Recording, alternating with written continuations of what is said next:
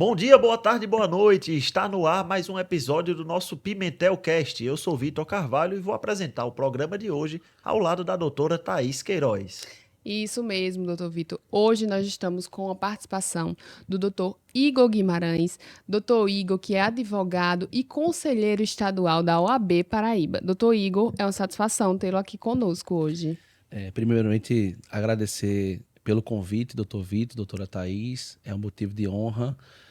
Sintam-se saudados por mim e recebam meus mais cordiais cumprimentos. Obrigada. Muito bem, doutor Igor, você fez parte, ainda faz, né, da Comissão de Prerrogativas, não é isso? Da OAB Paraíba. Queria que você contasse um pouco da sua história em relação à questão de prerrogativas. Hoje o episódio é especial e nós vamos abordar basicamente essa questão das prerrogativas tão importantes para a nossa advocacia. Perfeito. Doutor Vitor, há 7 anos eu fiz parte da Comissão de Prerrogativas. Fui membro da Comissão de Prerrogativas na gestão de Paulo I. E fui também membro da da Comissão de Prerrogativas na gestão de Paulo II. E na gestão de Paulo II, eu me desliguei da Comissão de Prerrogativas para assumir a Procuradoria de Prerrogativas, à época do fato. Então foram longos 7 anos trabalhando intransigentemente para defender as prerrogativas dos colegas advogados, certo? Foram demasiadas violações que nós enfrentamos, e sempre agindo de forma aguerrida e com altivez. Eu costumo dizer que a gestão de Paulo em relação à defesa de prerrogativas foi uma gestão marcada pela autonomia da comissão. Nós tínhamos total autonomia à época para lidar com os fatos. Casos de violações, Paulo nos dava liberdade de agir sempre pautado sobre a ética profissional, sobre a proteção integral da defesa intransigente das prerrogativas. O presidente Paulo foi um exemplo de gestor que defendia de fato as prerrogativas, aquele que abraçava a causa e nos dava liberdade de atuação. Então, nesses 7 anos de defesa de prerrogativas, que nós íamos incansavelmente estender a mão ao colega advogado, à colega advogada, que era aviltada violentamente em repartições públicas, nós estendíamos a mão àqueles colegas para dizer que a OAB esteve presente, estaria presente e, se fosse o caso, nós agiríamos de forma combativa para cessar aquela violação. Entendido. E também teve um caso de grande repercussão, né, doutora Thaís? No dia 25 de setembro, salvo engano, de 2020, foi essa data? Conte-nos um pouco como é que aconteceu, doutor, nesse dia. É importante esclarecer, né, a questão de grande repercussão nacional na Central de Polícia, violações graves de prerrogativas de advogados, teve uma repercussão nacional e está sendo muito falado, doutora Thaís, aqui nos bastidores da advocacia paraibana, sobretudo em um ano de eleição. Para a ordem, né? Então a gente queria saber, ouvir do doutor Igor essa questão. Perfeito. Antes de entrar nesse mérito, doutor Vitor, doutora Thaís, do fato, é muito importante registrar aos nobilíssimos colegas que nos assistem que existe um hiato muito grande de gestão. Eu participei, como dito aqui, da gestão de Paulo e participei também como procurador na gestão de Arison. Na gestão de Paulo, nós tínhamos total liberdade para agir. Era descentralizado. Já na gestão de Arison, tudo tinha que passar por ele. Ele filtrava o que pode e o que não poderia ser feito. Então, são duas propostas diferentes de atuação. Perdão, acho que eu esbarrei. São duas propostas diferentes de atuação. Porque em uma nós tínhamos liberdade de agir, como aconteceu no caso da Central de Polícia, em outra nós teríamos que ter esse caso filtrado, para saber se poderíamos ou não agir. Não tínhamos a liberdade que tínhamos na gestão de Paulo. No dia 24 de setembro de 2020, um jovem advogado à época, havia sido violado nas suas prerrogativas como advogado criminalista. Ele acompanhava a persecução de um auto de prisão em flagrante de uma cliente sua, mulher, que havia sido presa por suspeita de crime de tráfico de drogas, da qual o advogado foi chamado para cumprir como seu munus público defensor. E o advogado, ao chegar na delegacia, na central de flagrantes, ele foi recebido pela doutora delegada, à época, a gritos e a xingamentos, justamente porque o advogado queria que se fizesse cumprir uma lei federal de que ele poderia participar do ato de oitiva do depoimento de policiais e a delegada assim o proibiu. A presidente da comissão de prerrogativas à época do fato, sendo justo, doutora Jane, ela foi até o local, no dia 24, atendeu ao advogado violado e fez cumprir aquelas prerrogativas naquele tempo. No dia 25 de setembro, para que todo mundo entenda, esse episódio da Central ele é dividido em duas partes. Dia 24 e dia 25 de setembro. 24, a primeira violação do advogado que era arrastado da delegacia a gritos e xingamentos pela delegada do plantão. Dia 25, eu recebo uma ligação pela manhã do jovem advogado, que eu já o conhecia antes de iniciar sua carreira jurídica, e ele me dizia: eu não quero mais advogar. Eu não quero mais ser advogado. E como representante das prerrogativas dos advogados, a minha única missão era estimular aquele jovem a não desistir de um sonho que ele tinha de infância. E eu dizia no telefone: doutor, você não pode desistir. Você nasceu advogado. Você exerce o mundo público com muita consciência, com muita combatividade. Por que desistir? E eu lembro que, na época, ele colocou o celular no Viva Voz para mim, e em outro celular, na ligação, um delegado de polícia o ameaçava do outro lado da linha. Ameaçava de morte. Dizia: se o senhor publicar o vídeo da minha esposa, você vai ver o que vai acontecer com você. Eu vou lhe pegar, eu vou não sei o quê. Ameaçava. Muito grave. Muito grave. E eu escutando aquilo, e o advogado aos prantos, ele chorou comigo no telefone. E eu dizia: doutor, nós vamos agir. E não para... E jamais agir de forma violenta. Porque nosso papel sempre foi o diálogo. Eu lembro que na sessão extraordinária do Conselho Pleno, à época, eu dizia que nossa arma era a palavra, era o diálogo. E tínhamos munição infinita para dialogar. Porque fomos de alma desarmada naquele fatídico dia para registrar uma ocorrência. Porque o advogado violado dizia para mim: doutor Igor, eu tenho medo. Doutor Igor, eu tenho medo. Eu não vou registrar a ocorrência. Senão eu lhe acompanho, doutor. Eu chamo outro colega. Eu não vou. Ele não queria ir se fosse apenas eu, como representante da OAB, ou outro colega. Ele tinha medo. Porque ele sofria violências verbais por telefone, ameaças que poderiam violar a integridade física do colega. E eu dizia: nós vamos. Então foi aí que eu montei, junto da presidente à época da Comissão de Prerrogativas, montamos uma comissão especial para aquele ato. Ligamos para a representante da Anacrim, representante da Abracrim e colegas advogados no grupo dos criminalistas que gostariam de acompanhar o registro da ocorrência de ameaça que um delegado de polícia fazia. E eu convenci o advogado de registrar a ocorrência, porque era uma violação muito grave, e dizia a ele: o senhor não vai desistir da advocacia. Ele confiou na minha palavra como procurador de prerrogativas. E, para quem não sabe, o procurador de prerrogativas, nosso papel é de escritório. Nós temos o trabalho de recepcionar as demandas da Comissão de Prerrogativas e, através dessa recepção das demandas, há um exemplo: um advogado que precisa de um mandado de segurança porque teve uma prerrogativa violada. Então, nós tínhamos, de certa forma, esse controle de escritório, que era o que fazíamos. Mas eu jamais, como procurador de prerrogativa, poderia deixar de atender um colega advogado, de sair do escritório e ir em loco atendê-lo. Saímos, então, em comitiva. Fomos para a central de polícia de forma pacífica, que fique registrado, apenas para buscar o diálogo e o registro da ocorrência de ameaça de morte que o advogado sofria à época do fato.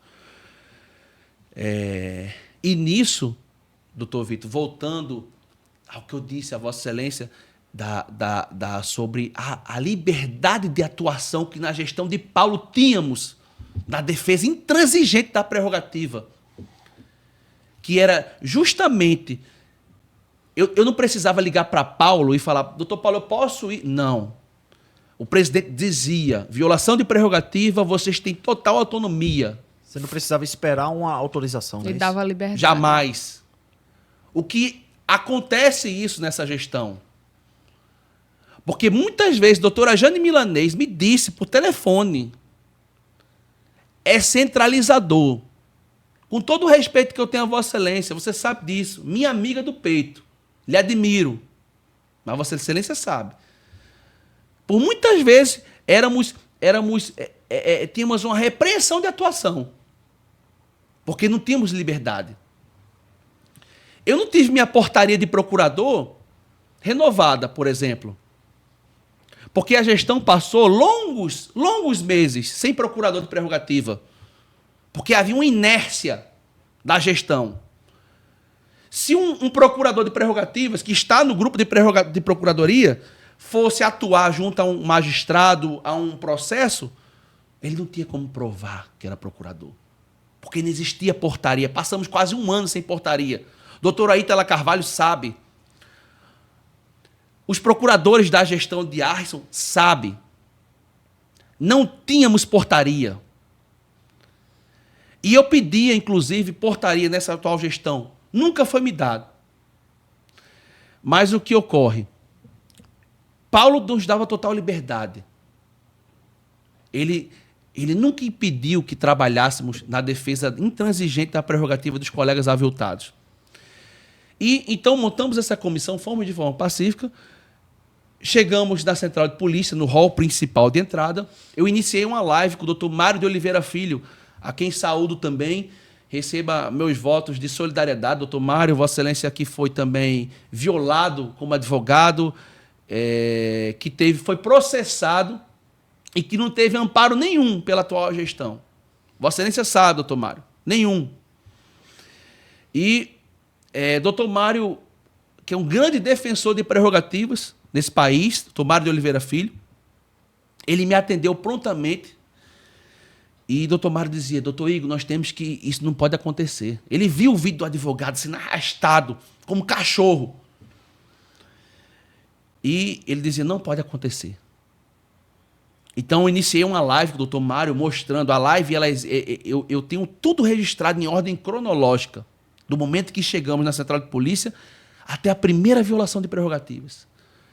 E eu registrava aquele momento com o doutor Mário no telefone, porque quem teve a cara estampada a nível nacional foi eu.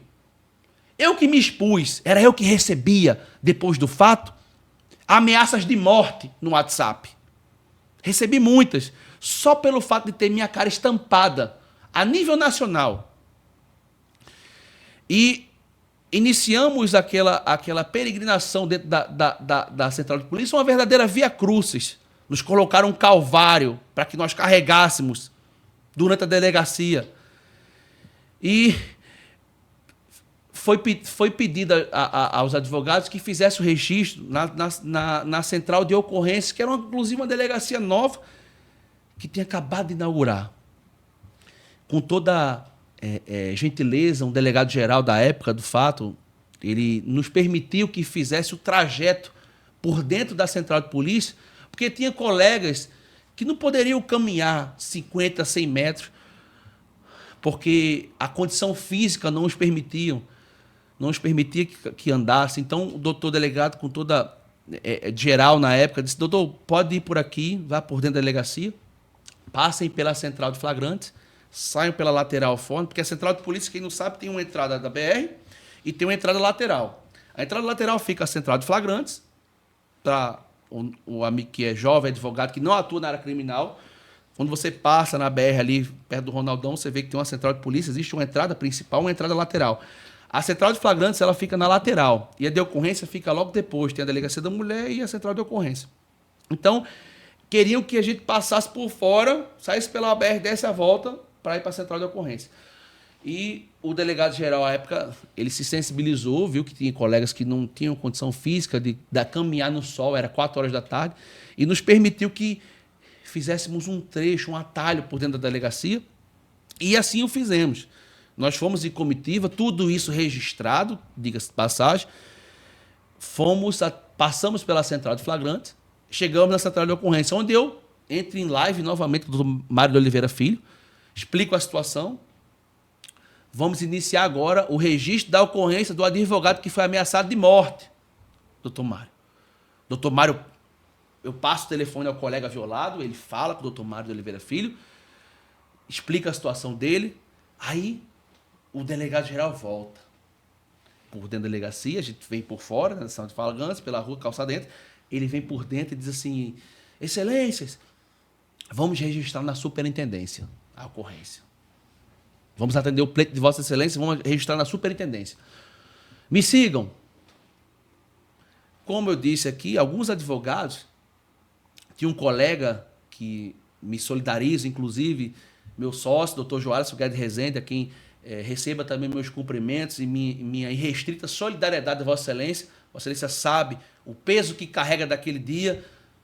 Doutor Joalisson, ele é um pouco acima do peso, ele caminhava e exausto, a respiração exausta, e ele dizia, não aguento mais, e parou na central de flagrância. Alguns colegas que estavam, como eu estava em live, fui na frente, o acompanharam, e a confusão começa nesse momento, que os colegas param na central de flagrantes, eles fecham a grade que dá acesso à calçada, os advogados que estavam ali, doutor Ingo Minar, doutor Ítalo, doutor Joás, doutor Ednilson e outros colegas que estavam naquele momento começam a ser agredidos verbalmente por um policial, agente de polícia civil.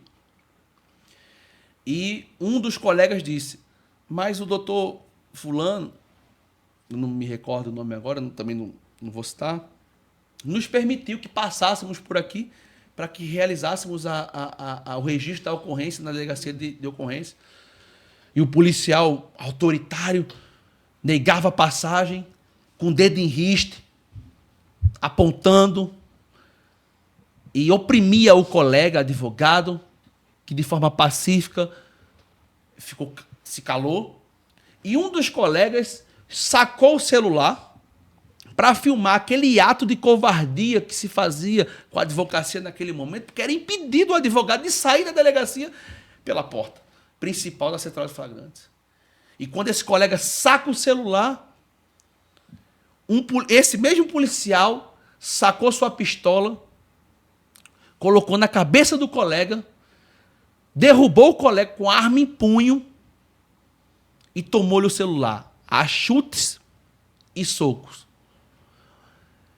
E nesse momento, já estávamos a comitiva, a primeira, o bloco maior, na superintendência. Então recebemos uma ligação que dizia, os colegas foram presos. Porque nesse momento que o colega é agredido, tem o celular tomado, já era dado voz de prisão aos colegas. E a prova era suprimida. Que era a apreensão do celular do colega, que filmava aquele ato de covardia. E o colega era preso naquele momento e lançado ao cárcere. 2 colegas advogados. E nós saímos, eu lembro que eu estava na sala de superintendência, eu dizia ao delegado-geral, Excelência, me permita me retirar, com toda a elegância que Vossa Excelência teve, com toda a educação, mas temos colegas presos agora nesse momento. Eu vou me retirar porque eu vou acompanhar a prisão dos colegas. Os colegas foram presos e jogados ao cárcere. Foram quantos, doutor Igor? Nesse momento, 2 advogados estavam presos. No xadrez, atrás das grades. E é a hora que eu saio e talvez por algo natural, talvez por algo que eu nem sei explicar, eu ligo para o doutor Mário de Oliveira Filho, porque a nossa reação natural durante de uma injusta agressão, durante um ato covarde, é se filmar. A gente às vezes tem uma reação natural de filmar. Mas naquele momento eu lembrei Eu liguei para Mário e dizia, doutor Mário, os colegas foram presos. Eu preciso iniciar outra live com Vossa Excelência.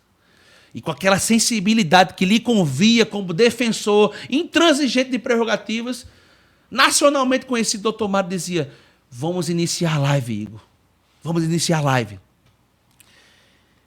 Eu já fui correndo com o celular na mão, iniciando a live, e dizia, doutor Mário, os colegas estão presos, estão presos, estão presos. E doutor Mário dizia, isso é um absurdo. Corra! E eu corria. Quando eu chego na central de flagrantes, o caos já tinha tomado o lugar daquela situação. E não tinha outra opção, senão explicar para o colega delegado, conhecedor da lei, do direito, que aquele ato era um ato ilegal, que arrastavam colegas advogados presos ao cárcere por crime afiançável. Para você que é jovem advogado e não sabe, a lei federal, que é o Estatuto da Advocacia, ele diz que o advogado não pode ser preso em flagrante por crime afiançável.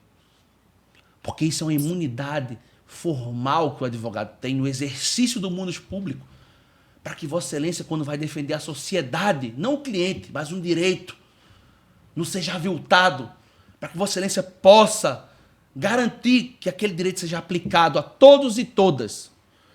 E quando eu dizia que era muita gritaria na hora, eu numa live com o celular na mão, eu dizia, o advogado não pode ser preso no exercício profissional por crime que seja afiançável, Excelência. Ele prendia por difamação e injúria. E eu dizia que não podia ser preso, nem por desacato. Não se pode lavar auto de prisão em flagrante. Se quiser que se faça por portaria, inquérito policial.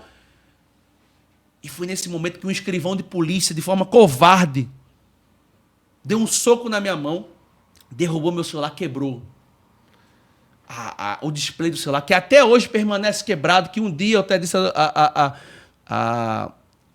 disse a doutor Paulo, enfim, ao pessoal, que um dia eu ainda vou doar esse celular para o acervo da Ordem dos Advogados do Brasil, secção da Paraíba, porque, para mim, ele tem muita importância e tem um valor sentimental muito grande. E talvez ele já não me pertença mais, pertença à advocacia, porque foi com ele que a gente pôde provar que não estávamos errados.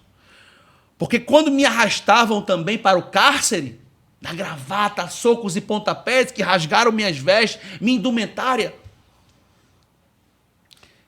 e eu gritava que o advogado não pode ser preso, que eles me violentavam.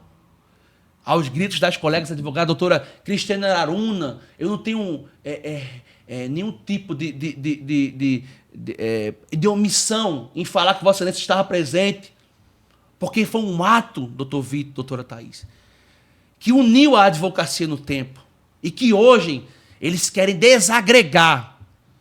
Era um ato que a advocacia se uniu, com o punho cerrado, para provar que estávamos ali unidos. Porque se tivéssemos o celular prendido da live, se não tivéssemos feito a live, hoje estaríamos escoaçados. Sem provas. Sem prova nenhuma.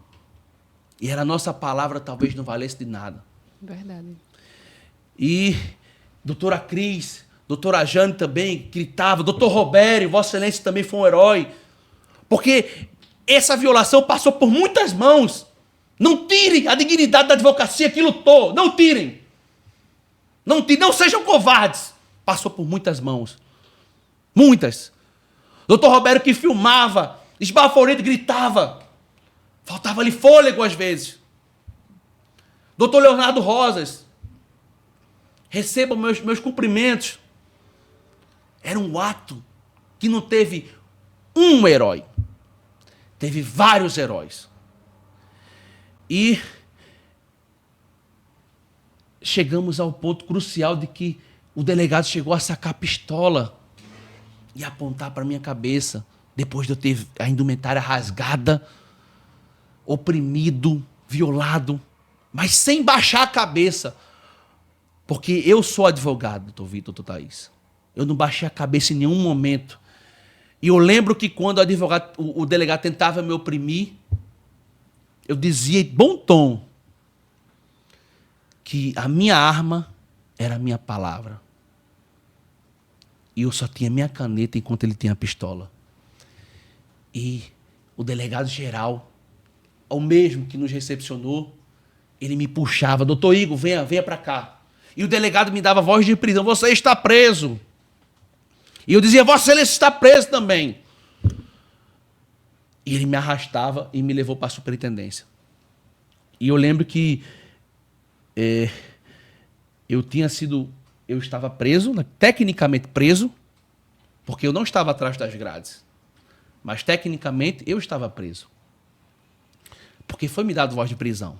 Em que pese eu também ter dado voz de prisão aos colegas que estavam violando nossas prerrogativas, porque nossa guerra não é institucional. Nossa guerra não é contra instituições. Nossa guerra é contra os violadores de prerrogativas. Verdade. É para quem viola o processo penal democrático, para quem viola a prerrogativa do advogado. Essa é a nossa luta diária. E eu lembro que eu chegava na superintendência, já preso, com voz de prisão dada, e alguns colegas permaneceram na sala de flagrantes e diziam que só saíam dali quando os colegas fossem soltos, saíssem do cárcere. E eu lembro que eu fui recebido por um delegado de polícia, eu também não vou citar o nome, mas eu dizia a ele: Excelência, eu só saio daqui quando todo mundo for liberado. Daqui eu não saio. Fizemos uma nova reunião dentro da superintendência. Dr. Paulo Maia, que se registra aqui, estava em Recife, voltando de Recife na estrada. Você não seja covarde. Você sabe o que eu estou falando. Não seja covarde. Paulo vinha de Recife. Na estrada, todo mundo sabe que o celular não tem como atender. Eu ligava, não atendia a ligação. Porque, como ele estava na estrada, ele vinha para dar aula. Professor Paulo, como já disse, como já falei, um pronome até de tratamento, professor. Professor Paulo vinha dar aula, ele tinha alunos para dar aula. Então ele vinha de Recife, de um compromisso institucional, voltava de Recife para dar aula e nós não conseguimos contato com o professor Paulo. Então a diretoria da OAB veio até nosso encontro, né, de forma célere. Nos encontramos na central, na superintendência e fizemos uma reunião. E naquela reunião, ficou determinado: ninguém solta a mão de ninguém. Não sairíamos dali se não fossem todos juntos. Todos juntos. Todos. E os colegas foram liberados do cárcere. Mas, tecnicamente, presos. Igual a minha pessoa. Sim. Eu também estava preso naquele momento. Sim. E quando era noite já, e eu consigo ligação com o Dr. Paulo Maia, presidente da OAB. E Paulo me atendeu. Ele já tinha chegado de João Pessoa, tinha acabado de chegar em João Pessoa. Ele estava indo dar aula. Eu liguei para ele. Ele me falou assim: antes disso, um detalhe. No grupo de comissão de prerrogativas, que eu fazia parte, eu dizia assim: precisamos que os colegas venham para a central de polícia. Estamos sendo oprimidos. A todo momento chega policial. Isso foram minhas frases. Quem puder vir, venha. Aí uma colega perguntou: o senhor está onde? Na central de polícia. Venha para cá, nós precisamos. Isso, assim, a minha mensagem foi de 9h25. Precisamos todos, venham todos, situação de urgência. Existe uma omissão que estão usando de forma política um ato que uniu para desagregar 4 anos depois. E existe uma omissão da conversa na íntegra. Isso ninguém fala. E eu dizia: Quem puder vir, venha. Situação de urgência. Os policiais chegam... A todo momento chega policial, 921. Tá aqui a conversa, eu tenho um celular guardado na minha casa. Guardado. Com o display quebrado. A todo momento chega policial, situação de urgência. Doutora Jane dizia, convocação, todos os membros aqui na central. Doutor Paulo Maia, com toda segurança, com toda forma, como posso dizer, que ele tem de tratar, com todas, ele de forma até mais assim, como posso dizer, de salvaguardar as nossas vidas. Humanização, né? Humanização, porque ele não sabia a atual situação que se encontrava. Ele vinha de Recife, era muita informação, ele, como presidente da ordem, provavelmente devia ter outras demandas, e nós dizíamos que éramos violados, e com toda essa questão de salvaguardar até a proteção da nossa integridade física. Quando eu disse, policiais chegam a todo momento, precisamos de ajuda, estamos sendo oprimidos, situação de urgência. Doutor Paulo Maia sugeriu, é uma sugestão. Veja, o verbo sugerir é diferente de determinar e ordenar. Determinar e ordenar... Não está no imperativo, né, doutor Igor? Não está no imperativo. Sugerir, lhe sugere. Por exemplo, doutor Vitor, Vossa Excelência me liga. Doutor Igor, eu estou no meu escritório. Começou a pegar fogo no escritório. E eu, como amigo seu, digo, doutor Vitor, sugiro que saia daí agora, sugiro. Aí Vossa Excelência me disse, mas doutor Igor, minha esposa está aqui trancada numa sala, o que eu faço? Aí é outra coisa, a situação muda, porque ele está me explicando, se Vossa Excelência está me explicando que existe uma situação de risco iminente com um ente querido seu. Então eu já tenho que mudar o discurso. Doutor Vitor, faça de tudo, tire ela daí, depois saia daí. Tem todo o contexto, né? O doutor Paulo não estava lá, ele não sabia a realidade como estava naquele momento. Né? Perfeito, doutor Ele Paulo... estava nas redes sociais apenas. Não estava lá. Ele ouvia, o que ele ouvia, via e lia nos grupos era o que existia uma situação crítica, totalmente crítica, que poderia acabar com a violação da integridade física de algum colega, ou pior, até a morte de um colega. Então, o doutor Paulo, com muita sabedoria, por ser uma pessoa, um cristão, uma pessoa do bem, a primeira sugestão que ele dá é de sair. Quando o doutor Paulo respondeu, na mesma hora, eu liguei para ele. Eu lembro como se fosse hoje. Eu na central de flagrantes, e de frente para o hall principal, para quem não sabe, no estacionamento, da porta de vidro, eu ligava para Paulo. Dizia, professor, eu estou preso. Eu estou tecnicamente preso. E ele me disse, Igor, eu estou dando aula. O que aconteceu? Eu disse, presidente, você precisa estar aqui. A Ordem dos Advogados do Brasil, Seccional Paraíba, precisa que o presidente esteja aqui. Doutor Paulo Maia não pensou duas vezes. Duas vezes não pensou. Eu lembro que a única frase que ele disse para mim, sendo justo, sejam justos, ele disse, doutor Vitor, doutora Thaís, eu estou indo. Era 9 e pouco da noite, 9 e pouco. Doutor Paulo chegou com 20 minutos depois do meu pedido. Porque tem um comentário de doutora Jane,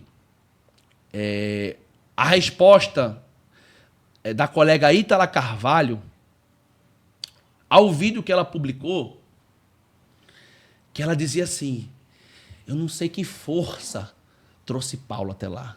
Eu não sei como Paulo veio até aqui. Porque ele não queria vir. Talvez ela não soubesse. Eu vou presumir de boa fé que Vossa Excelência não saiba. Mas eu liguei para Paulo naquele dia. Porque eu ligava para Paulo a todo momento. E ele atendia. Importante ressaltar. E ele atendeu o telefone. E quando que eu pude explicar o que houve, Paulo não pensou duas vezes e foi. Paulo chegou às 9h50 da noite, doutora Tereza. Vossa Excelência lembra, tem um print. Vossa Excelência tirou foto do doutor Paulo na delegacia. Procuradora adjunta de prerrogativas. Era 10 para as 10 da noite, Paulo chegou. Foi a hora que ele chegou. Mas foi a hora que a violação de prerrogativas já começava a transcender a normalidade. Porque a todo momento chegavam policiais civis. Ora, como um líder, um verdadeiro líder, se posicionaria diante de uma adversidade dessa? Porque eu lembro que quando a Conjur me ligava, o jornalista Rafa Santos, receba também meus mais cordiais cumprimentos, quando o Rafa me ligava para perguntar do caso da Central de Polícia, e eu dizia que aquele fato remontava uma data longínqua na história, parecia que eu vivia a ditadura militar, parecia que éramos arrastados e iríamos sumir, desaparecer. E quando Rafa me ligava, eu dizia: Rafa, lembra o que Vossa Excelência leu no livro de história?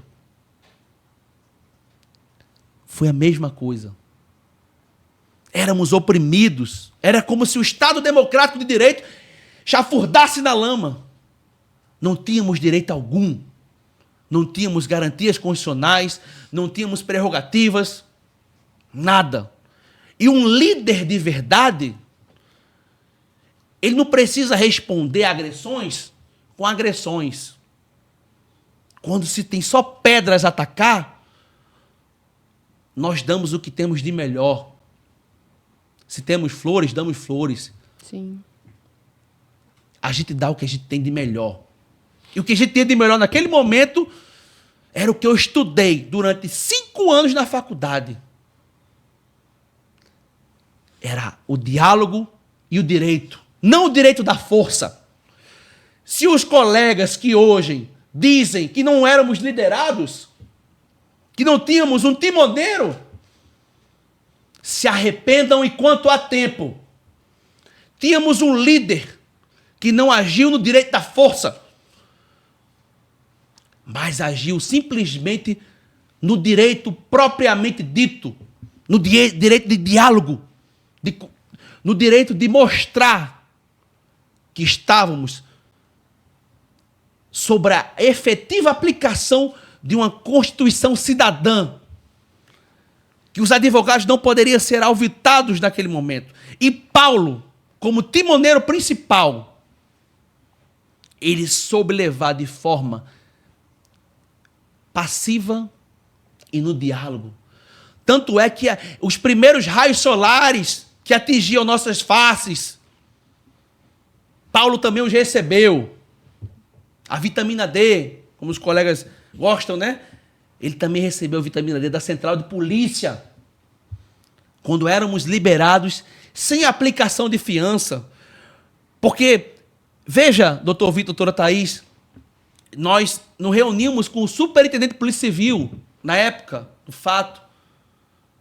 Conseguimos trazê-lo para a Central de Polícia. Ele vinha de Campina Grande para atender o presidente da Ordem dos Advogados do Brasil, seccional Paraíba. De Campina Grande ele veio, em uma viagem. E nos reunimos com ele e com o delegado-geral, o delegado de corregedoria. E o superintendente da Polícia Civil foi desrespeitado pelos próprios pares. O que não dizem por aí. Quando saímos da superintendência, que queriam registrar a ocorrência na Central de Flagrantes, eu peço até escusas pelos meus eventuais excessos, mas até meus excessos são gritos de liberdade e justiça. E quando o doutor Luciano saía, que era o superintendente da época do fato, acho, salvo engano, doutor Luciano, superintendente da Polícia Civil, quando ele saía da superintendência da Central de Polícia, passávamos por um corredor polonês de policiais armados, com o dedo em riste para nossas faces como advogados. o superintendente, ao adentrar na central de flagrantes, ele foi violado como superintendente. Veja, o superintendente sendo violado pelos próprios pares. Eu lembro da cena, eram 2 policiais enormes, 2 armários grandes, com a mão assim na parede.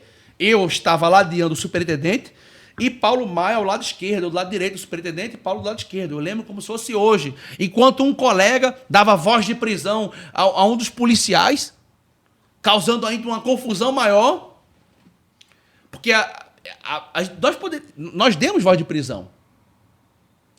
Mas até então estávamos naquele momento em que, pese a repartição pública pertencer à sociedade e não ao policial, mas na casa onde os policiais trabalhavam. E um colega dava voz de prisão naquele ato, podendo ter se reportado à delegada que presidiu o auto de prisão em flagrante, para que se fosse lavrado também, e se criava ali um outro contexto, porque era uma voz de prisão dada a um policial, que começou uma outra confusão generalizada. E o superintendente dizia para o policial que fechava a porta, dizia que ninguém entraria ali, ao lado do delegado corregedor também, do presidente Paulo Maia, do meu lado. Sim. E ele pedia: senhor, com licença, nós gostaríamos de entrar. E o policial dizia: aqui ninguém entra.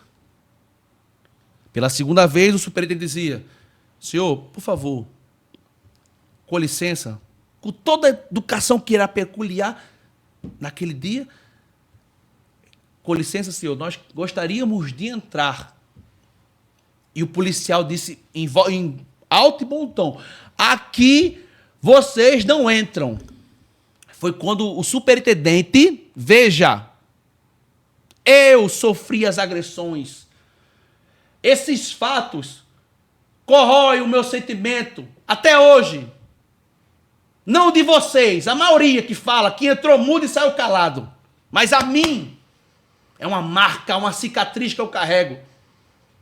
E não vocês, covardes. Chegaram a dizer que foi o delegado de corregedor. Mentira! Superintendente. E me perdoe a força da expressão da palavra, doutor Vitor, doutora Thaís. O superintendente, na hora, ele se arretou, para não dizer o contrário. Ele disse: abram esta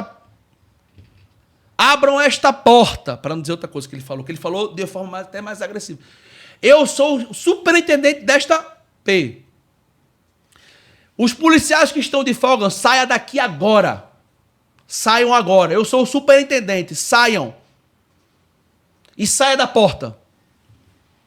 Porque ele foi repreendido pelos próprios pares que não o conheciam.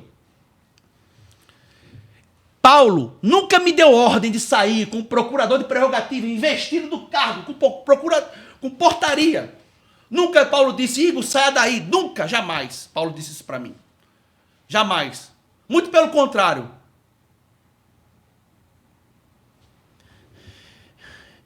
E Paulo, nós adentramos a central de flagrantes para registrar. Lembro que foi nos dado uma sala aonde permanecemos.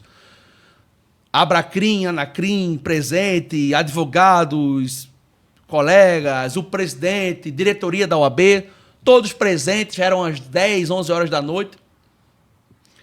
A delegada que presidiu o inquérito o auto de prisão em flagrante, adentrou na sala e disse: todos os advogados envolvidos estão presos.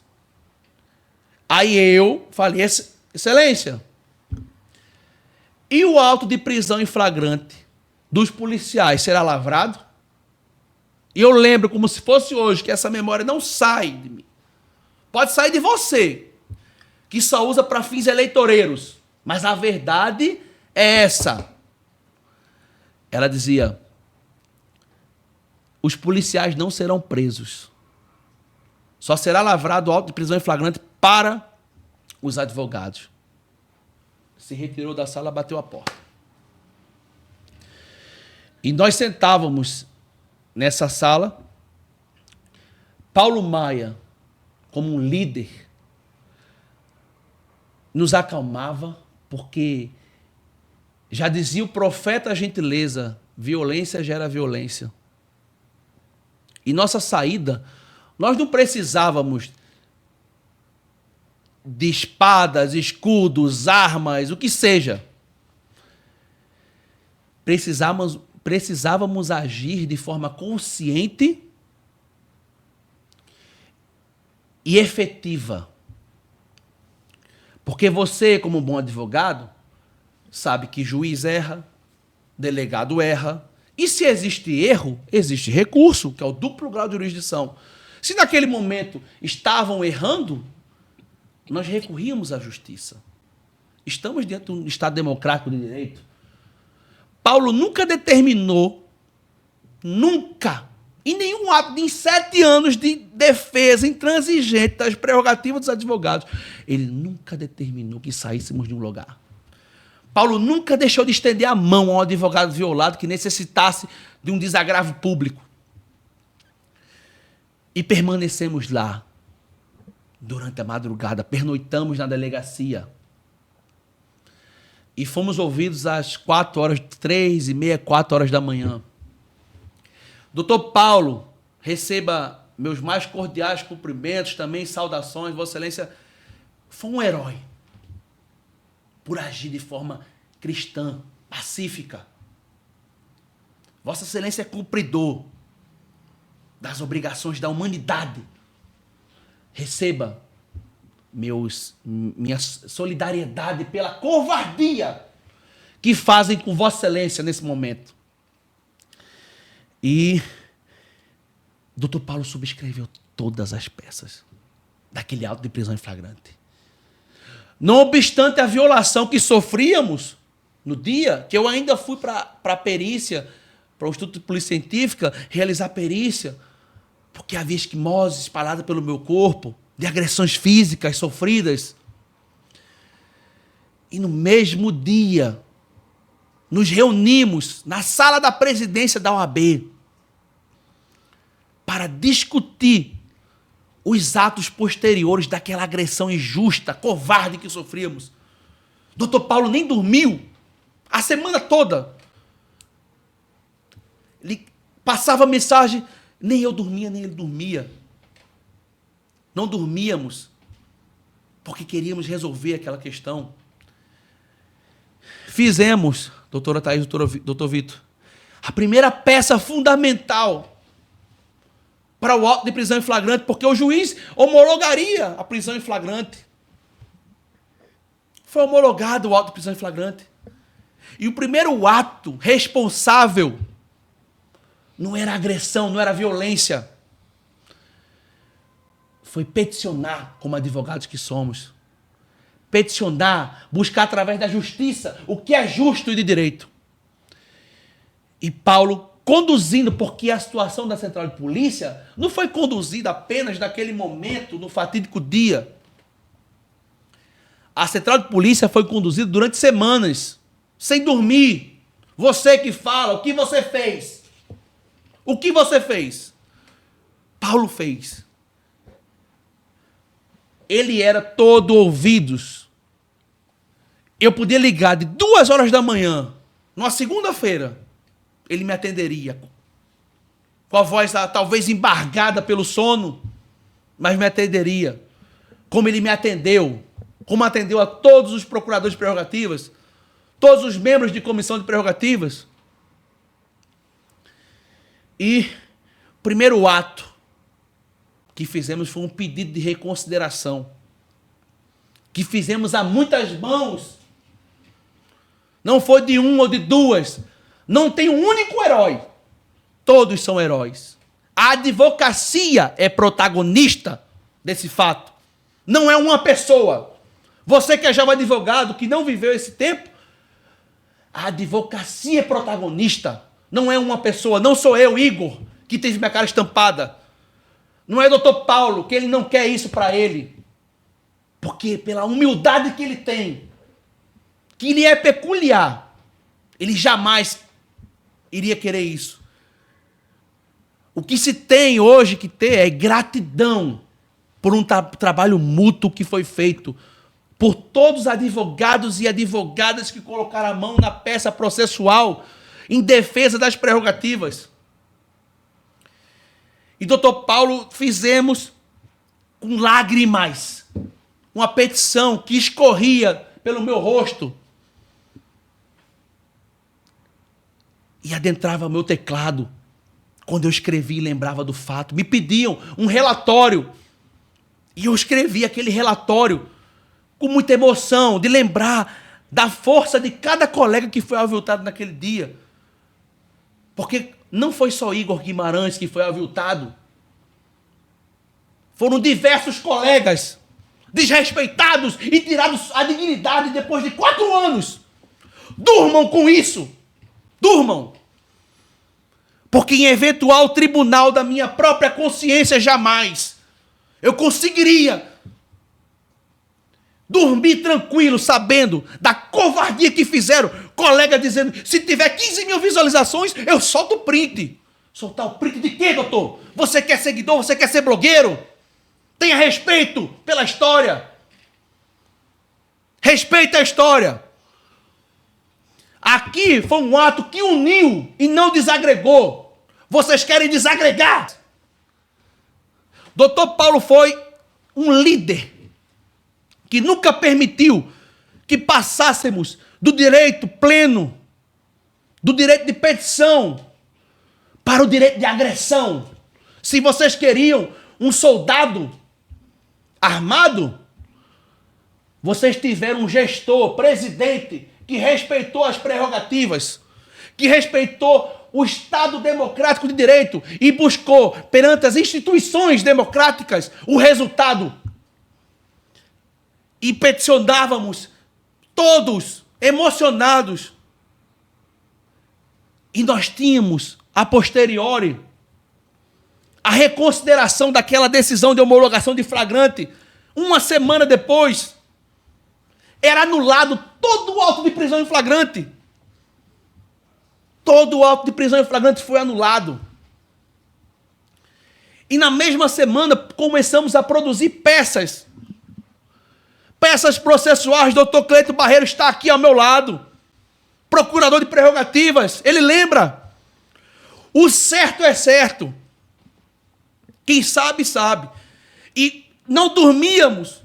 Estávamos ansiosos, sob remédios, enquanto uns, há 4 anos depois, usam como argumento político, covardemente, que nem na campanha de 2021 foi usada. Porque tem pessoas que são justas, né, na chapa de vocês, que nem usam esse argumento, porque tem vergonha. Vergonha de mentir descaradamente. E distribuímos todas as peças, doutor Vitor. 4 anos se passaram. Distribuímos queixa-crime, ação civil pública, distribuímos todas as peças cabíveis. E 4 anos depois, eu ainda recebo ligação de colega. Ainda quando me encontro nos anais dos fóruns, colegas me perguntam, o que deu no Casa Central? Nada.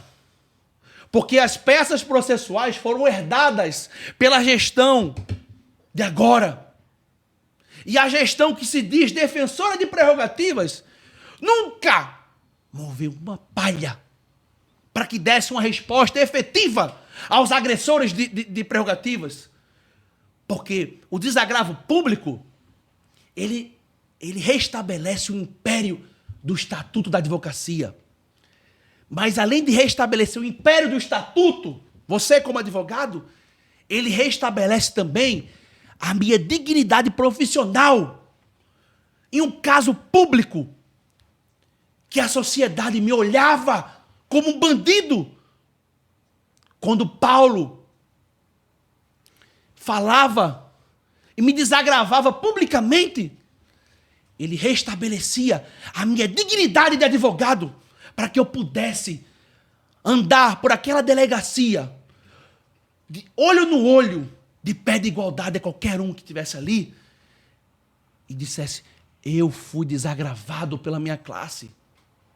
Eu tenho minha dignidade restabelecida. Eu sou advogado. Porque para muitos o desagravo público, ele não serve. Mas o desagravo público me deixa olhar para o leigo, um cliente meu, e dizer a ele, mostrar a ele, que a minha classe me abraçou quando eu mais precisei, e eu tenho dignidade de olhar, olho no olho, para qualquer um, para dizer que a minha luta, ela era efetiva e era verdadeira. Porque nunca se usou, 4 anos, você que é jovem, procure. Eu nunca me autopromovi com violação de prerrogativas, doutor Vitor, doutor Thaís. Eu recebi demasiados convites para falar sobre o tema em diversas seccionais dessa federação. Diversas. E eu recusei, porque nunca foi meu objetivo utilizar desse expediente para me autopromover. Eu me promovo com o meu suor, o meu trabalho. A minha cama é encharcada de gotas de suor. Porque todos os dias eu sobrevivo da advocacia, eu não tenho cargo público. Eu sobrevivo unicamente, exclusivamente da advocacia criminal. E ela que me sustenta e sustenta a minha família, minha casa. E o que fizeram foi uma tremenda covardia de um gestor que distribuiu todas as peças cabíveis. Doutor Cláudio Tavares Neto, receba meus mais cordiais cumprimentos também, Vossa Excelência, que foi meu procurador-geral de prerrogativas e sabe do que eu estou falando. Das noites sem dormir, Vossa Excelência, que há 4 dias depois do ato de desagravo, teve seu filho que nasceu. Heitor, receba também meu abraço. Doutora Renata Guerreira, que foi para o ato de desagravo público com 9 meses de gestação. E Vossa Excelência já não dormia, porque a paternidade lhe chegou recentemente, mas mesmo assim, mesmo sendo pai, no dia, 4 dias depois do desagravo público, não dormiu conosco. Nos reuníamos todas as semanas, produzíamos peças processuais que foram herdadas por essa gestão e nunca foram impulsionadas. Em 2021, Paulo Maia saiu da presidência junto com o Dr. Cláudio Tavares, ia despachar heroicamente no gabinete do Procurador Federal e pedia celeridade. Os advogados querem resposta. E o processo se movimentava em 2021. Entra 2022, eu dizia no grupo, precisamos agir. E nunca me era respondido. Precisamos despachar com o Procurador Federal. Foram 3 anos de silêncio em relação à falta da Central de Polícia. Tenho vergonha. A advocacia quer resposta. Ela não quer narrativa, nem bravata, quer resposta. Não usem isso com fins politiqueiros, covardes. Vocês estão desagregando a advocacia. Então, doutor Vitor, doutora Thaís, essa foi a realidade do que aconteceu na Central de Polícia. E que eu, como advogado aviltado, que nunca me pronunciei de forma pública, para não falar que fui, na época do fato, eu só dei entrevista a um colega advogado, que era da OAB de Santa Catarina, que fazíamos uma live até para a comissão dele. Eu me esqueci o nome, depois eu me recordo. E ele se compadecia àquele ato, mas eu nunca me promovi, doutora Thaís, com nenhum ato que fosse de violação de prerrogativa, muito menos para transformar um discurso eleitoreiro, porque a gente não precisa disso para ganhar campanha. O que se precisa é mostrar trabalho efetivo e não o que está sendo feito. Porque de 3 em 3 anos aparece. Agora, em 2021 tivemos campanha também, um ano após a Central de Polícia. Mas os colegas não foram covardes a tal ponto de criar uma narrativa, de serem covardes e se envergonharem pelo resto de suas vidas. Porque na campanha de 2021, talvez eles fossem mais conscientes. Mas 4 anos depois, se criar uma falsa narrativa com bravatas, eu não conseguiria dormir, deitar no meu travesseiro, sabendo que eu fui covarde com um presidente atuante que nunca me tolheu no exercício da defesa das prerrogativas. Jamais. Eu poderia estar de qualquer lado, mas eu estaria sempre do lado da verdade. Nunca me faltou coragem. Me sobrava atitude para agir. E não só a mim, mas de todos os colegas que estavam naquela situação. O timoneiro era aquele que carregava a advocacia nas costas de forma pacífica. Violentamente pacífica. E não aquele que estimulava a violência. Porque tivemos o auto de prisão em flagrante anulado. E se formos falar de prerrogativas dessa atual gestão, que eu faço parte como conselheiro, então essa narrativa cai toda por água abaixo. Só por amor ao debate, eu vou trazer um caso como conselheiro seccional de uma colega conselheira que foi aviltada nas suas prerrogativas em Sousa. Fazíamos uma sessão extraordinária do Conselho Pleno para restabelecer a dignidade da colega. E aprovamos por unanimidade o desagravo público para que a colega tivesse sua dignidade restabelecida. Fizemos a votação no Conselho Pleno que chegava às pressas da Comissão de Prerrogativa. E na sessão do Conselho Pleno votávamos e acreditávamos naquele ato de desagravo. E 2 semanas depois, covardemente, a soberania do Conselho Seccional foi ferida de morte quando um presidente da instituição resolve, pelos bastidores, conversar com o juiz violador em portas fechadas. Calava-se a voz da advogada violada e tapinha nas costas fechava um acordo pelo não desagravo.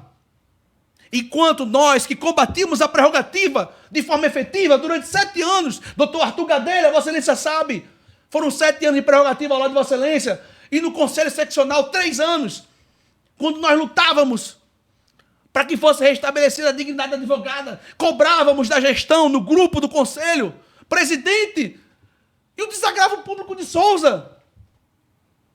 Eu estava doido para ver a pegada do dinossauro em Sousa. Doido para ir para Sousa, ver a pegada.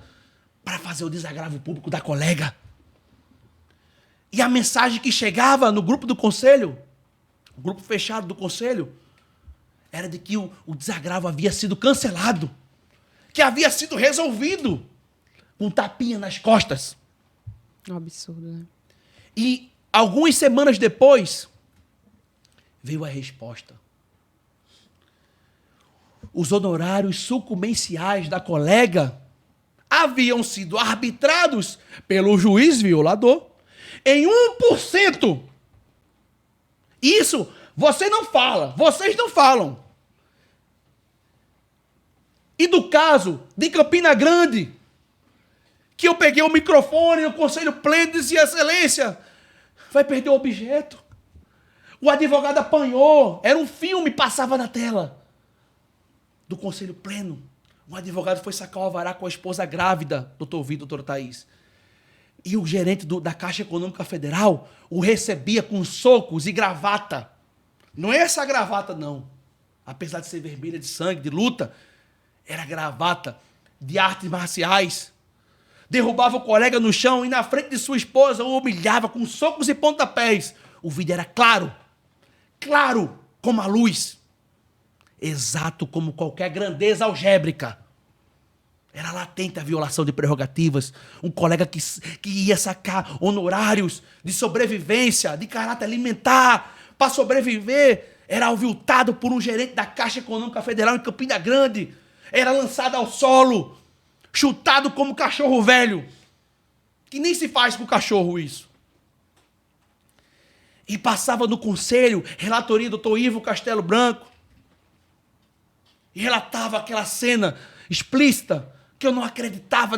Eu lia, ele falava aquele relatório e eu não conseguia acreditar que acontecia novamente uma violação de prerrogativas desse nível de violência de um gerente da Caixa Econômica Federal. E quando o vídeo passava no telão do conselho, eu olhava, as conselheiras se desesperavam do lado, os outros espantados. E era em uma sessão do Conselho Pleno e pedíamos celeridade. Presidente, celeridade. Vamos marcar o desagravo público. O colega apanhou. E ele dizia, está registrado. A sessão é gravada. E ele dizia, você como bom criminalista que é, sabe que temos que dar o direito de resposta.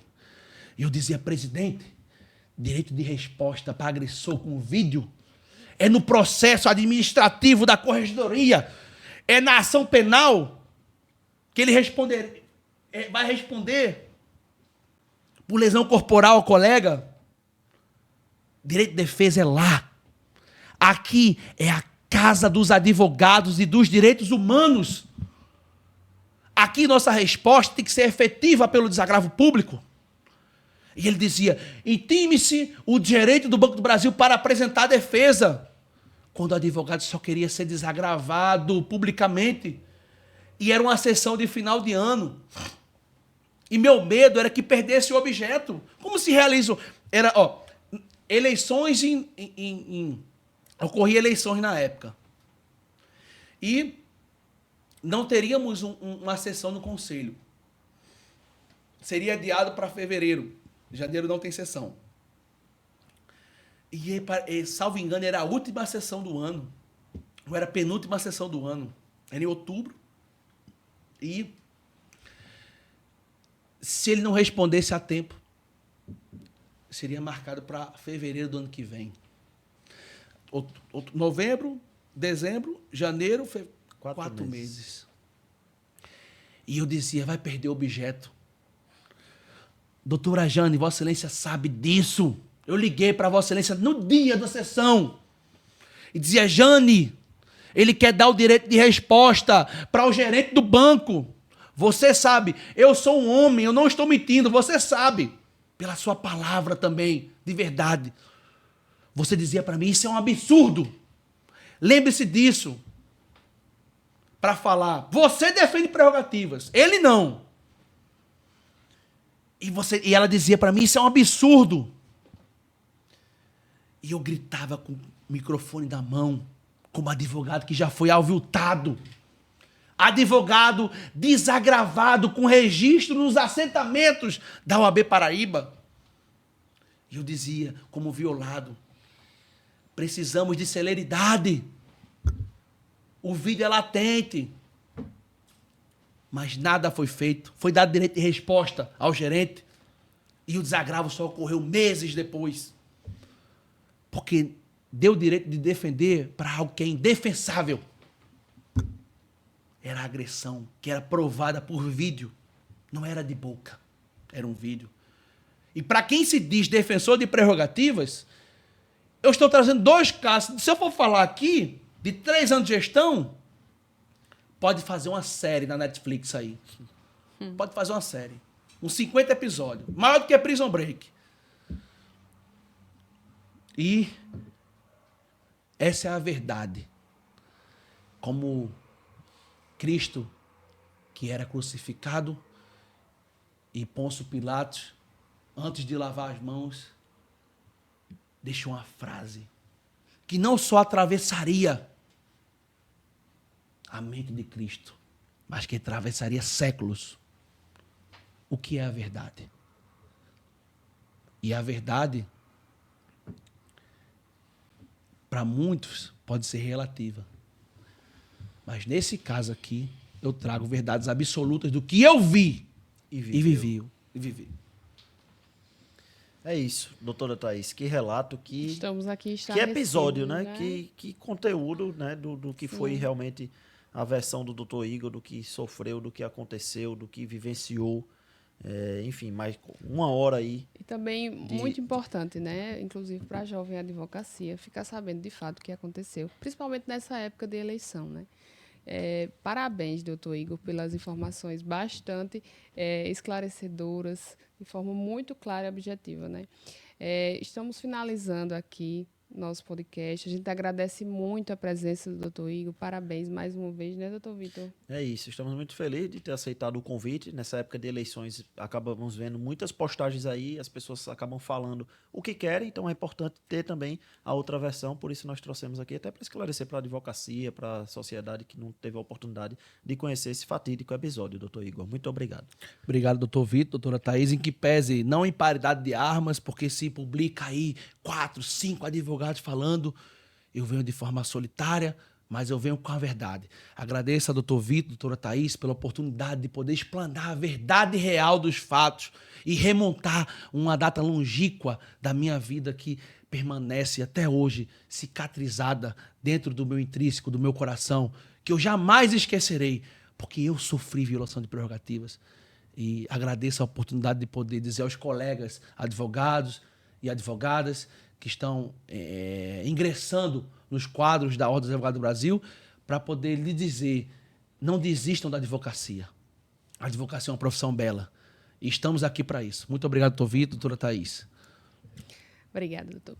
A todos que estão em casa, a todos que estão nos assistindo, a gente agradece. Não esqueçam de curtir, comentar, compartilhar nosso podcast e até o próximo episódio. Tchau, nos vemos no nosso próximo Pimentel Cash. Até mais, gente.